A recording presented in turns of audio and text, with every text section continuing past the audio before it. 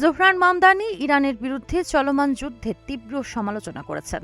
New York সিটির এই mayor বলেছেন, এই যুদ্ধ শুধু মধ্যপ্রাচ্যের বেসামরিক মানুষের জীবনকে বিপর্যস্ত করছে না, বরং এর প্রভাব যুক্তরাষ্ট্রের সাধারণ শ্রমজীবী পরিবারগুলোর ওপরও সরাসরি পড়ছে।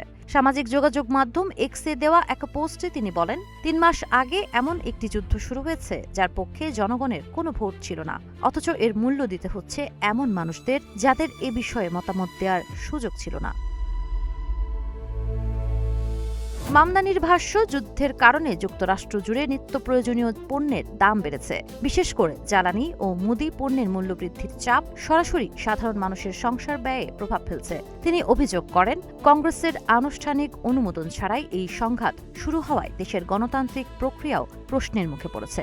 তিনি আরও বলেন, আমি প্রথম দিন থেকেই এই যুদ্ধের বিরোধিতা করেছি এবং এখনও করছি। এই সংঘাতের অবসান ঘটাতেই হবে। রাজনৈতিক বিশ্লেষকদের মতে মামদানির এই বক্তব্য যুক্তরাষ্ট্রের অভ্যন্তরে যুদ্ধবিরতি জনমতের প্রতিফলন। একই সঙ্গে এটি দেশটির পররাষ্ট্রনীতিতে স্বচ্ছতা ও জবাবদিহিতা নিয়ে নতুন বিতর্ক উস্কে দিতে পারে।